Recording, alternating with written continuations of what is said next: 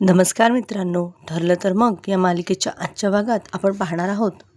सुभेदारांच्या घरी सर्वजण आता गप्पा मारत असतात. स्मिता म्हणते, चला आता अर्जुन आपल्याला घरात दिसेल, नाहीतर तो घरातच नसायचा. तर सायली म्हणते, माझ्यासाठीच पूर्वा शोधायला जायचे ग ते. अस्मिता म्हणते, माहीत आहे ग मला, मस्करी करते. नंतर सायली सगळ्यांचे आभार मानते आणि म्हणते, खरं तर आभार मला तुम्हा सगळ्यांचे मानायचे आहेत. तुम्ही सर्वजण माझ्या पाठीशी इतके खंबीरपणे उभे होता, त्यामुळेच मला लढण्याचं बळ मिळालं. तर अर्जुन म्हणतो, अगदी खरं आहे. तुम्ही सर्वजण होता म्हणूनच तर हे शक्य झालं आहे. मी ही लढाई जिंकू शकलो. परंतु आपली लढाई संपलेली नाही आहे. आपली लढाई अजून बाकी आहे. तर अश्विन अर्जुनला म्हणतो, दादा तू काळजी करू नकोस. आम्हाला खात्री आहे आणि आम्हाला विश्वास आहे तू हे करशीलच. पण आता बहिणीची काळजी घेणं सर्वात जास्त महत्त्वाचं आहे.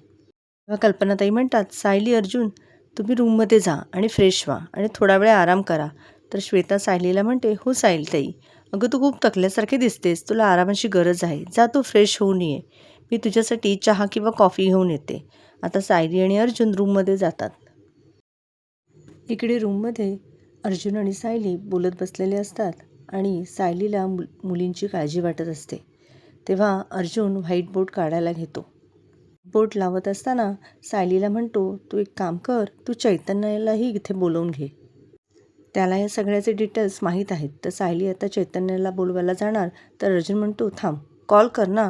तर यावेळी सायली आता चैतन्याला कॉल करते आणि म्हणते, भाऊजी थोडा वेळ वर येता का? तर त्यावेळी चैतन्य होकार देतो. त्याचवेळी श्वेता अर्जुन सायलीला चहा कॉफी घेऊन येत असते. अर्जुन आणि सायली आपल्या कामाला सुरुवात करत असतात. सायली आणि अर्जुन प्रत्येक गोष्टीचा बारकाईने विचार करत असतात आणि एक एक मुद्दे बोर्डावर लिहून काढत असतात. घडलेला प्रत्येक प्रसंग ते घटनाक्रमानुसार लिहून काढत असतात. त्याचवेळी श्वेता त्यांच्या रूमच्या बाहेर उभी असते. सायली अर्जुन नक्की काय बोलतायत यावर ती लक्ष ठेवून असते.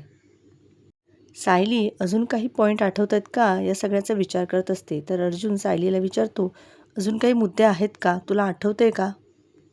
सायली आणि अर्जुन यांच्यामध्ये डिस्कशन चालू असतं आणि श्वेता ते दोघं काय बोलत आहेत हे ऐकण्याचा प्रयत्न करत असते. त्याचवेळी तिथे चैतन्य येतो आणि श्वेताला आवाज देत म्हणतो, श्वेता. आता मात्र श्वेता घाबरते, ती लगेच मागे वळते. तर चैतन्य तिला विचारतो, श्वेता तू इथे काय करतेस? तर श्वेताच्या हातात असणारा चहाचा मग पाहून आता चैतन्य विचारतो, अच्छा सायली बहिणीसाठी चहा घेऊन आली होतीस का? तर त्यावेळी श्वेता म्हणते, अर्जुन सरांची कॉफीसुद्धा होती. तर चैतन्य म्हणतो, बरं ठीक आहे, मी आतच जात होतो, मी देतो. तर श्वेता आता तो ट्रे चैतन्याच्या हातात देते आणि तिथून निघून जाते. परंतु त्याचवेळी चैतन्य तिला आवाज देतो आणि म्हणतो, एक मिनिट श्वेता. आता मात्र श्वेता तिथेच थांबते, पण घाबरलेली असते. चैतन्य म्हणतो, श्वेता आपण एकमेकांना ओळखतोय का? म्हणजे या अगोदर आपण कुठे भेटलो आहोत का? कोर्टात किंवा कुठल्या केसच्या संदर्भात? आता मात्र श्वेता घाबरलेली असते. चैतन्य म्हणतो, म्हणजे मला असं वाटतंय की आपण या अगोदर कुठेतरी भेटलोय. कोर्टात किंवा केसच्या संदर्भात नसलं तरी मैत्रीतून तरी नक्कीच भेट झाली असावी, असं मला तरी वाटतं. तुला काही आठवतंय का? आता मात्र श्वेता घाबरलेली असते. तर दुसरीकडे जेलमध्ये आपल्याला पाहायला मिळतं, या खूप चिडलेली असते. सायलीला बेल मिळाली हे तिला अजिबात सहन झालेलं नसतं. सायली इथे या पुढच्या सेलमध्ये असायची आणि तिला पाहिलं ना की माझ्या डोळ्यांना असं गारगार वाटायचं. त्यावेळी सीमाताई प्रियाला म्हणतात, अगं पण ती आता तिच्या घरी गेली आहे. आता सीमाताईंच्या या बोलण्यावर प्रिया त्यांच्यावर अशी काही चिडते आणि म्हणते, माझ्या जखमेवर मीठ चोळतेस का? तुला बरं वाटलं असेल ना, म्हणजे तुला हे दाखवून द्यायचं आहे ना की सायली घरी गेली आणि मी कशी इथेच सडते आहे. बोल बोल, हेच बोलायचं असेल ना की मी आयुष्यभर इथेच राहणार आहे, सायली पुन्हा कधीच इथे दिसणार नाही. बोल, हेच बोलायचं असेल ना. प्रिया काय बोलत असते तिलाच भान नसतं. सीमाताई मात्र शांत होतात. प्रियाची बडबड काही थांबत नसते. प्रिया पुढे सीमाताईंना म्हणते, तुला हेच म्हणायचं असेल ना की तिचा नवरा येऊन तिला अलगदपणे सोडवून गेला आहे, पण तुझा नवरा तो तर तुझ्याकडे बघतसुद्धा नाही आहे, तो तुला भेटायलासुद्धा येत नाही, असंच म्हणायचं असेल ना. बोल.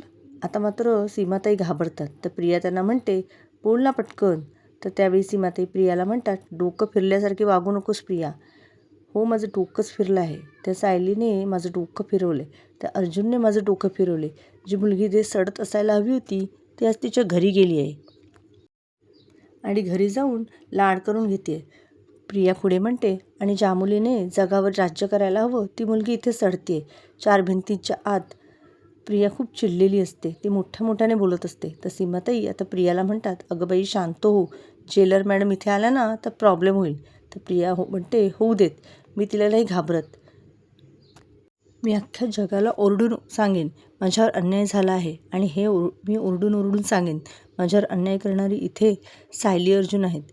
ती सायली आता इथे असायला हवी होती, पण ती इथे नाही, तर मी इथे आहे.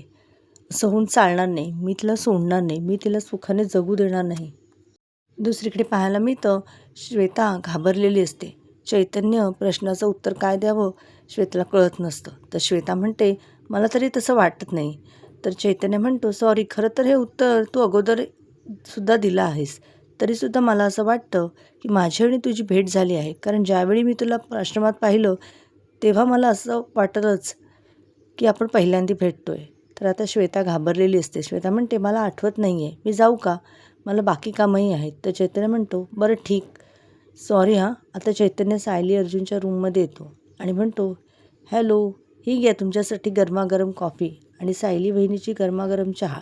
तर त्यावेळी चैतन्य म्हणतो, मी एकमेव असा जगातील पहिला पाहुणा असेल की जो स्वतः चहा कॉफी घेऊन येतो. तर अर्जुन चैतन्याला म्हणतो, पाहुणा आहेस का? मग जा. चैतन्य मागे फिरतो. तर त्यावेळी अर्जुन म्हणतो, ए थांब, काय चाललं आहे तुझं? तर त्यावेळी चैतन्य बोर्डकडे पाहतो आणि म्हणतो, तुमचं काय चाललं आहे? वहिनी, तुला आराम करायचा नाही आहे का? तर अर्जुन म्हणतो, तुझ्या ह्या वहिनीला मी सांगून सांगून थकलो आहे, पण तुझ्या वहिनीला काही ऐकायचंच नाही आहे. तर चैतन्य म्हणतो, वहिनी काय चाललं आहे? तू थोडा आराम कर ना. तर सायली म्हणते, भाऊजी, मला आराम करायला कसा भेटेल? राहून राहून मला एकाच गोष्टीची काळजी वाटते. मला भीती वाटते बाकीच्या मुली अजून सापडल्या नाही आहेत, त्यांच्या बाबतीत काही चुकीचं घडायला नको. आणि भाऊजी, आपल्याकडे अजिबात वेळ नाही आहे. आपल्याला लवकरात लवकर मुलींचा शोध घ्यायला हवा. आता चैतन्याला ही गोष्ट पटत असते. चैतन्य म्हणतो, वहिनी, तुझं बोलणं खरं आहे, तू बोलतेस तेही पटतंय, पण तुला काय अंदाज आहे तुझं नक्की हे सगळं कसं घडलं असेल, कुठून सुरुवात झाली असेल? तर सायली म्हणते, हे जे काही घडलं आहे ना त्यावरून मला एकच गोष्ट कळते की ह्या गोष्टी घडण्या अगोदर प्रत्येक गोष्टीच्या बाबतीत मला तरी असं वाटतं की ज्या व्यक्तीने हे घडवून आणले त्या व्यक्तीचं अगोदरपासून माझ्या हालचालींवर बारीक लक्ष होतं. ती व्यक्ती माझ्यावर लक्ष ठेवून होती.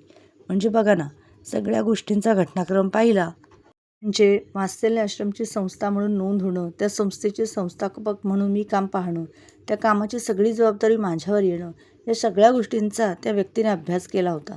त्याला ही गोष्ट माहीत होती की आश्रमात आता काही झालं तरी अगोदर मला पकडलं जाणार, या सगळ्याचे आरोप माझ्यावरच येणार, आणि म्हणूनच मला अडकवणं सोपं जाईल. तर अर्जुन म्हणतो, फक्त एवढंच नाही, सिनियरने त्याची प्रॉपर्टी तुझ्या नावे केली तिथपासून प्रत्येक गोष्टी त्या व्यक्तीला माहीत आहेत. कारण त्या व्यक्तीने अशी खेळी केली की सोनलला त्याने तुझ्या नावावर असणाऱ्या जागेवर ठेवलं. म्हणजेच त्या व्यक्तीला हे माहीत होतं की ती जागासुद्धा तुझ्या नावावर आहे.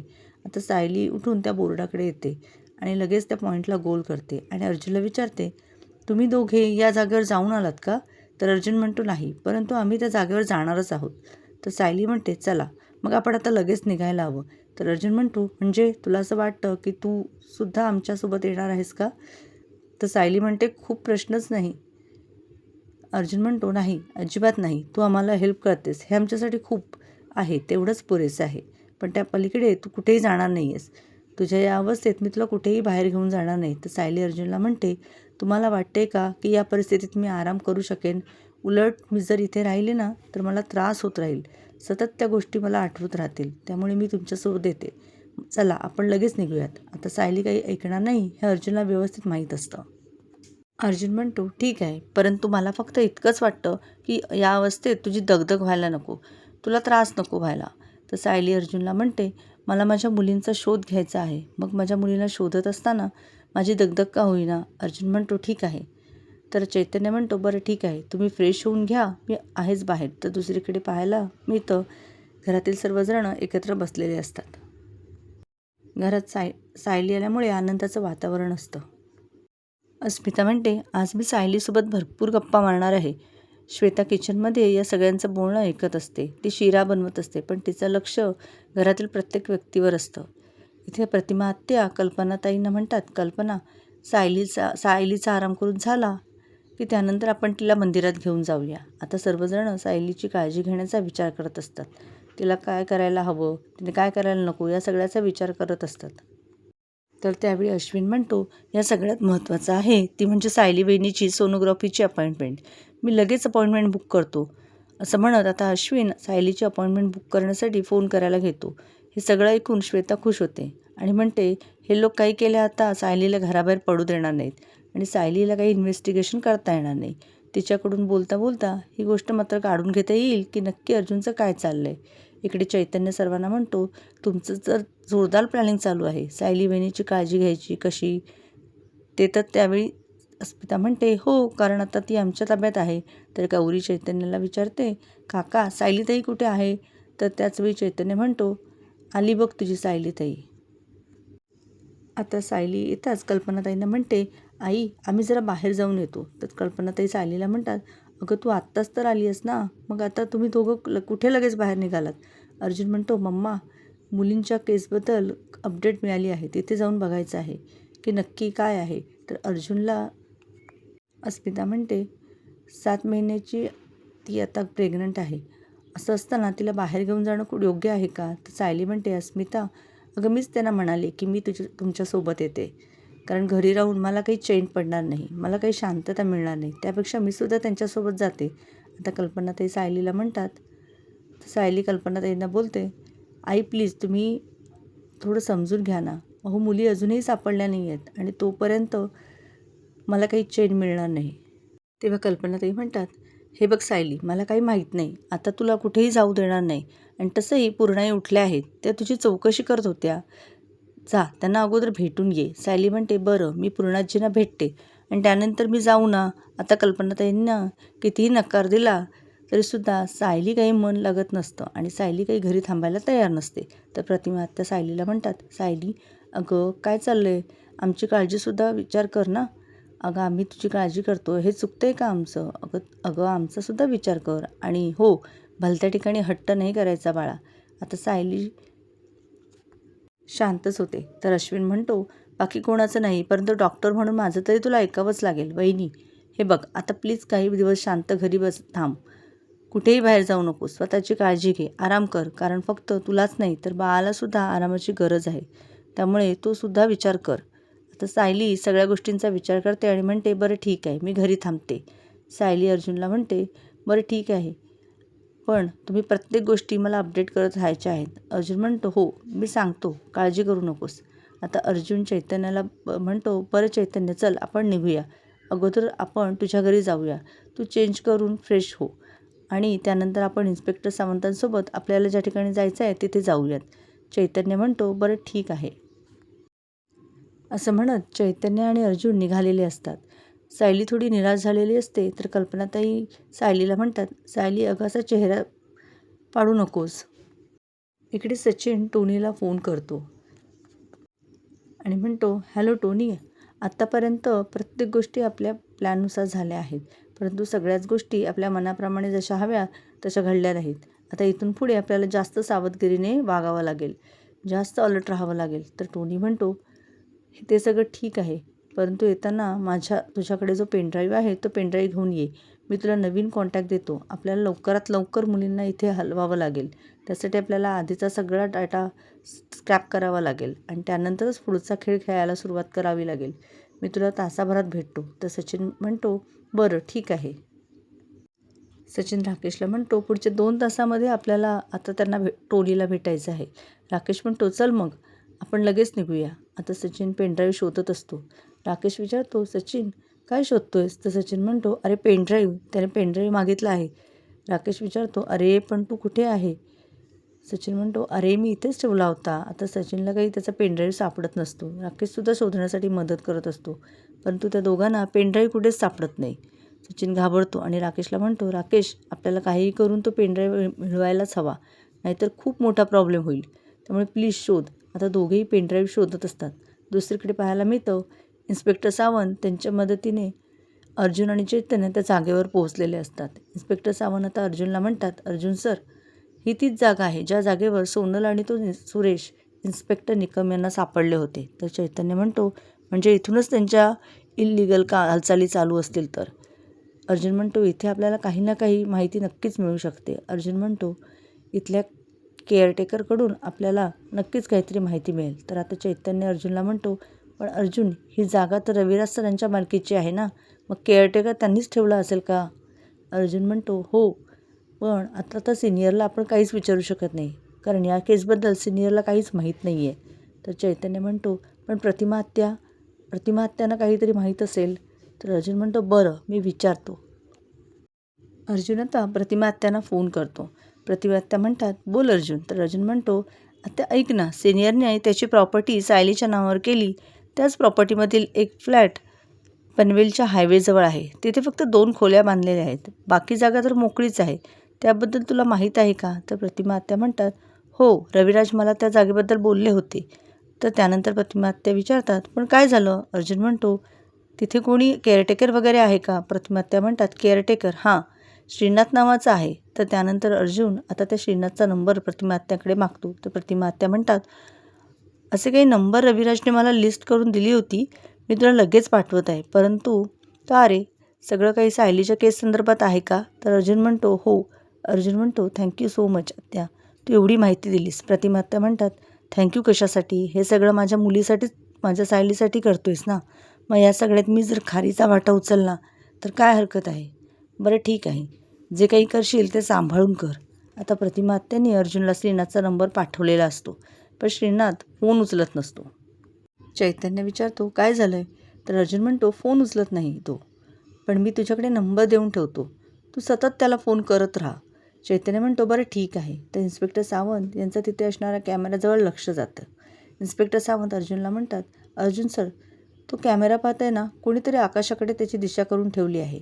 तर अर्जुन म्हणतो हो, हे सगळं ज्या व्यक्तीने घडवून आणलं आहे त्याने अगदी सगळं काळजीपूर्वक हाताळलं आहे. कोणताही पुरावा मागे न सोडण्याचा त्याचा हेतू होता. परंतु कोणताही क्रिमिनल एखादा पुरावा तरी मागे सोडतोच, आणि तोच पुरावा आता आपल्याला शोधायचा आहे. आता अर्जुन इन्स्पेक्टर सावंत यांना विचारतो की बरं, आपल्याला आता आत जाता येईल ना? तर ते म्हणतात हो, काहीच हरकत नाही. आत ते शोध घेण्यासाठी तिघेही त्या जागेवर निघून जातात.